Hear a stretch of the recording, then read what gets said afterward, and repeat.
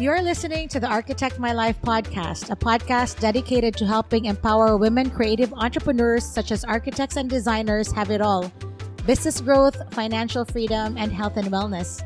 I'm Aya Shlachter, your host and CEO of MGS Global Group. This podcast is also brought to you by the MGS Global Group. We provide BIM modeling and drafting services to overwhelmed architects and design firm owners. I'm excited to announce that this first episode of 2023 will feature me as a guest. Now let's dive into this episode. Hi everyone, and welcome to the very first episode of 2023. I'm Mary, the content editor of Architect My Life podcast, and I am so thrilled to host the pilot episode of AML for this year. We are here today with none other than Aya Shlachter, the host of the show. So, Aya, I hope you don't mind me taking your spot today. So, in this episode, I will be talking with Aya about how to set yourself up for success in 2023. We will also be sharing a preview of our 2023 plans at the end of the show. So, guys, make sure to listen all the way through. We are also recording this episode from Cebu City, Philippines, because Aya is here for a few weeks to work as well as to celebrate our late holiday party. But before we jump into this, Aya, I know you have interviewed a number of amazing guests in this podcast, but I think your listeners would very much love to hear and know more about your story too. So can you tell us a little bit about yourself? Thanks, Mary. Mary has been amazing actually in helping us really improve the content of our podcast, as this podcast is only around for a year. So a little bit about me. I'm an entrepreneur in the architecture industry. So early in my career, I worked for a few architecture firms. Started out as a junior designer doing drafting, schematic design, till CDs. A few years later, I got promoted to project manager, like managing teams of junior designers, construction administration, client relations, coordination with different consultants and subcontractors. And like many of us architecture people in the profession, I experienced burnout and had worked in several high stress environments. And as a woman in architecture and a new mom, I was, really, my mental health was really suffering. So I decided to take a work break and to take care of my baby Anna when she was newborn. A few months later, I decided to launch my consulting business doing drafting for architecture firms, which is now MGS Global. That was actually in 2008, I think, so years ago. Now, this is MGS Global Group. So I always say that creatives were taught how to master their craft, but not taught how to run or grow a business. We were never taught in architecture school how to run a business. So like many new firm owners, I had to learn the hard way. And it was not easy. I was making a lot of mistakes. But fast forward to today, 15 years or more later, we now have over 30 team members from different parts of the Philippines and the globe. So this podcast is really to highlight successful firm owners and thought leaders in the industry, to give inspiration and knowledge to our audience, aspiring firm owners.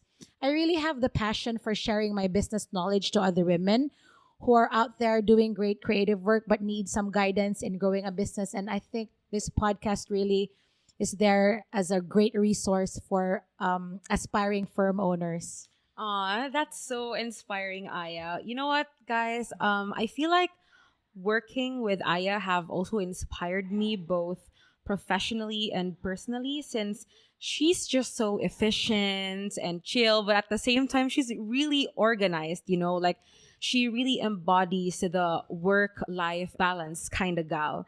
So I'm sure, our audience here will find value on all of the insights from all of your guests that you have interviewed in AML in the past. So now let's talk about how to set yourself up for success in 2023. So what are your tips or practices that you want to share to our listeners? That's a great question. And this is exactly why I picked this topic. a lot of business owners in the architecture industry, especially in 2021, were experiencing a lot of growth in their business because we emerged from the pandemic and had handled a lot of projects. But there's also uncertainty in what's going to happen next year in 2023 with, people are asking me if, maybe there might be a recession and how to really ride this out. But more importantly, most of the time early in January, a lot of firm owners really tried to create all these goals for the year. So I'm going to show, this is what I do for how I set myself up for success. The first thing I do really before we do any goal setting or planning is to really look at, the past year. Like what happened last year, you need to analyze historical data, project finances, like what projects worked, what did not work, what type of clients you gained the year before. But most importantly, really watch your finances. A lot of creatives really are afraid to really look at finances. So again, before you plan 2023, you need to look at historical data from 2022. So the first thing you do is goal setting, right? You do OKR. I use the objective key results method where I don't have more than 10 goals. I think I just do 6 goals. 2 of them are stretch goals. Normally, stretch goals are the ones that are really difficult to accomplish. And the others are the things that you really have to accomplish. So the first thing I do is to do goal setting. I do 2 stretch goals and 4 regular goals. The second, obviously, is to do planning. You need to plan for those goals, people, resources, and timelines. The third is implementation. Planning and timeline is really important. You need to create timelines because a lot of us just have plans. But if you have plans and no timeline, it does not work. After you do your timelines, then you do implementation. But the key really to success is your review and accountability. So in my company, we do goal setting, planning, and timeline and implementation. And then we do quarterly reviews with our leadership team members. Or if you don't have a leadership team, you can ask your husband or your spouse or your friend or your mentor to help you, analyze and review your quarterly goals and see where you're at. Because if you don't review, it doesn't really matter. You need accountability. So every quarter you need to reassess your goals and realign your goals because you never know what's going to happen, right? And one of the things that a lot of firm owners do is really create stretch goals that are not realistic. If you're a $2 million a year business and you have a stretch goal of 20 million, that's already setting yourself up for failure. So you need to watch out for delusion. Like stretch goals are good, but not like things that you can't accomplish. So in order to succeed, we really have to be realistic and cautiously optimistic.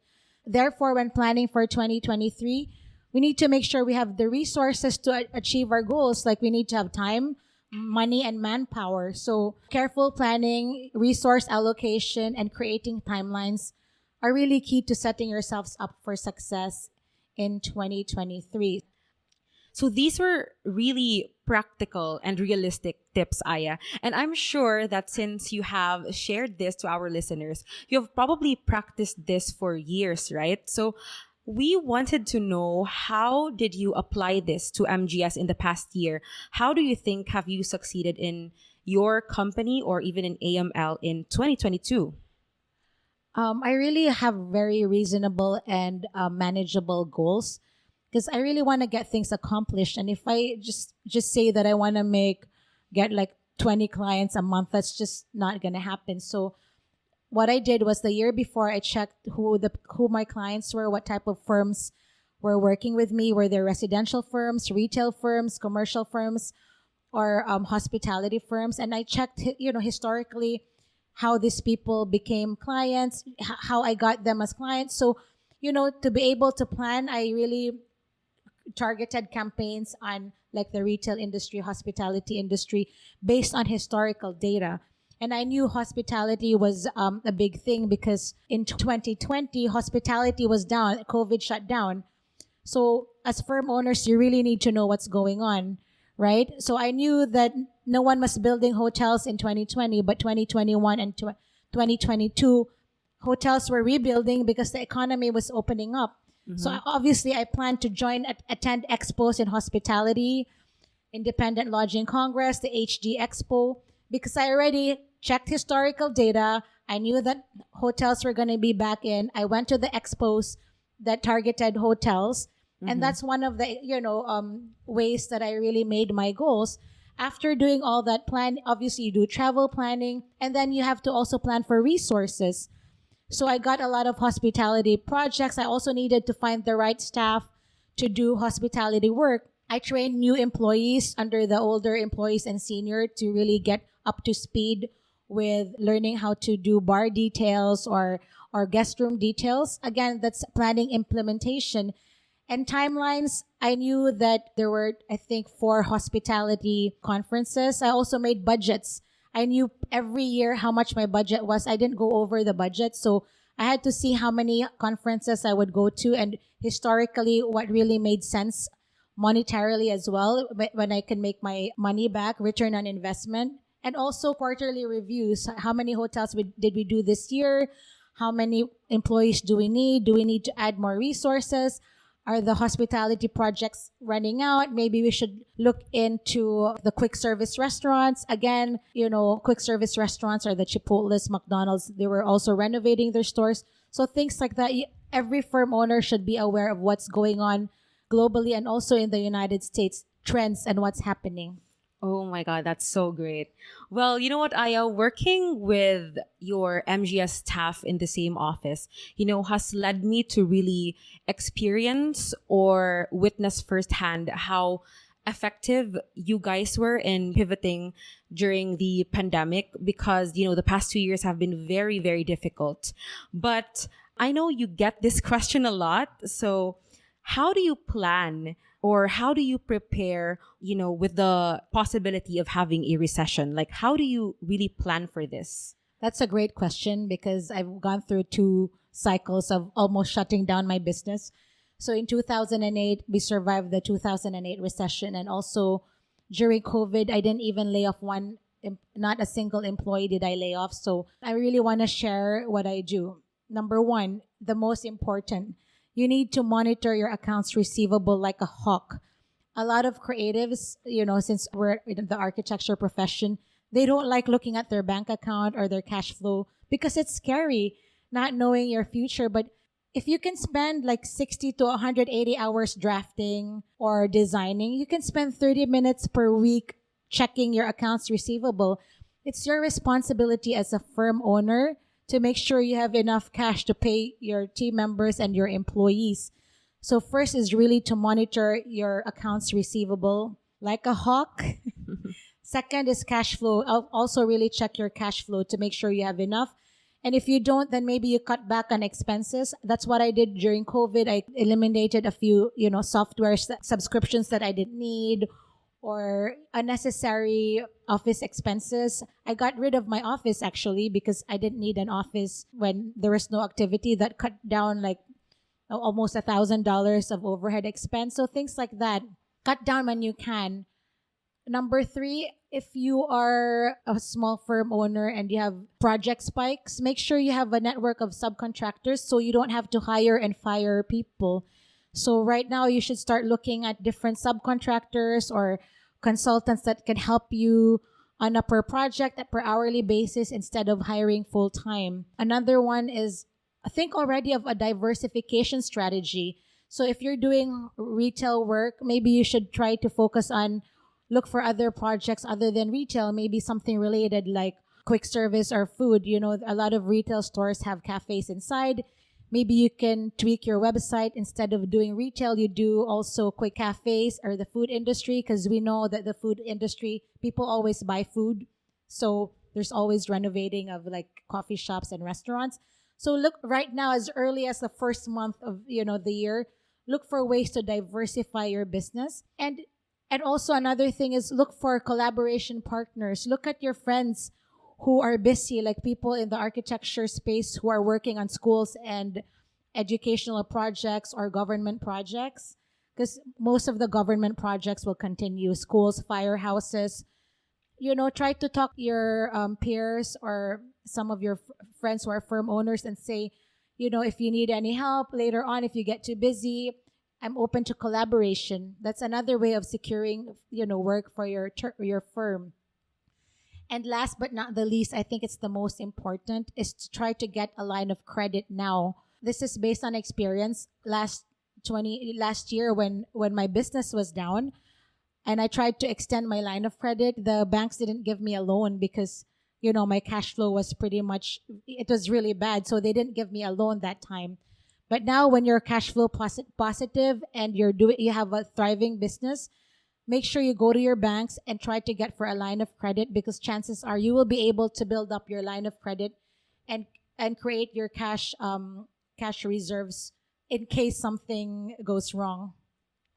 Oh my God, these are great tips, Aya. I'm sure your fellow creative entrepreneurs will definitely learn from this. So I hope to those listening in AML will really apply this during their planning for 2023. So now that you have shared how you plan, Aya, of course, we're all very curious as to how you see 2023. So do you mind sharing to us your word of the year? Mary knows about the word of the year. I talked about Yeah. this during our Christmas party. So people don't know that I have a word of the year every year. So when we were heavily focused on retail and the retail was down, I think that was 2019. My word of the year was diversification, because I wanted to diversify. I'm like, retail, there's no retail going on. And so I diversified to hospitality, quick service. That was 2019. 2020, we were able to diversify. Everything was happening. We had hotel projects. So the word for 2020 was accelerate. I wanted to accelerate the growth because we were slamming in projects. So we were able to accelerate and have like 30% increase in sales. But 2021 was COVID. I didn't know what word I had for COVID because, it was kind of tacky to do business development when people were sick, and it was very difficult time. So the word for 2021 was pivot, and that's how we started the Architect My Life podcast and the community, because I wanted to empower women entrepreneurs who had were struggling with their businesses. So that was the word. 2022 was focus. We really narrowed down on our services. Also, this is one thing that I would share with firm owners. If you can really hyper narrow down your services and really specialize on something, you will get a lot more clients if you really have a niche audience, project type. So that's 2022. But I'm really excited for this year's word. Okay, I'm excited for it too. It's MGS 2.0. It's basically me Ooh. 2.0, you 2.0. How do you upgrade yourself as a human being, as a business owner, as an employee, as a mom, as a wife? It's really important to take care of yourself and upgrade your skill sets. So that's 2023 word 2.0. That's so exciting. So it's MGS 2.0. Oh my God. Or AML 2.0. Yes, or AML 2.0. That's so exciting. You know what? Aya, this just goes to show that effective and realistic planning is really key to success. So we're looking forward to that. But of course, since we're in Architect My Life, Aya, what can the listeners expect about the podcast this year? Are there any exciting plans for Architect My Life so far? This is really great. Architect My Life actually started as a Facebook group, the Architect My Life All Women Facebook group. It's really to most of the community are all women, obviously, and people aspiring firm owners and existing firm owners. And we're gonna relaunch this with more exciting things, guests, maybe webinars, just a lot of value for the people who want to learn how to run a business, scale a business. We'll provide a lot of content and maybe have more of a vibrant community. I'm also looking to maybe potentially have a face-to-face event or several events this year in the East Coast, the West Coast, Midwest. So that's in the plans, and I really want to meet a lot of the firm owners. And obviously, I really want to have a lot more amazing guests worldwide, not just in the US. Wow. So if you're listening in Asia, Singapore, Dubai, I'm looking for a diversity of women, not just American architects, but global architects. So that's what I'm hoping to achieve. Oh my God, Aya. I must say, I'm so proud of you. 2023 is just starting, but I'm already having like a really positive expectations, for this year. I'm sure this is going to be just as wonderful, same as last year. So, oh my God, we're finally done. This has been such a really introspective and an amazing conversation with you, Aya. I hope your listeners also enjoyed. It was fun being your host for today. How does it feel to be a guest in your own show? It's so weird, but I kind of enjoyed it. But I did I enjoy know. it. Yes, okay. So this was fun. Thank you so much, Aya. Thank you so much. That was Aya Shlachter of Architect My Life and MGS Global Group. Thanks for listening to this episode of Architect My Life, a podcast brought to you by the MGS Global Group. I hope you enjoyed the episode. If you would like to add to the conversation through your own experiences, I encourage you to be a guest on one of our upcoming episodes. Visit architectmylife.com/apply to learn how. I firmly believe that a strong community drives change and fosters success. If you'd like to be part of this community, join the All-Female Architect My Life Facebook group. Please take a moment to review us on Apple Podcasts and Spotify or wherever you listen to your podcasts. We'd love to hear from you. Be sure to follow me on Instagram at Aya_ArchitectMyLife and Architect My Life Podcast. Thanks again for listening. I'm Aya Shlachter. Until next time.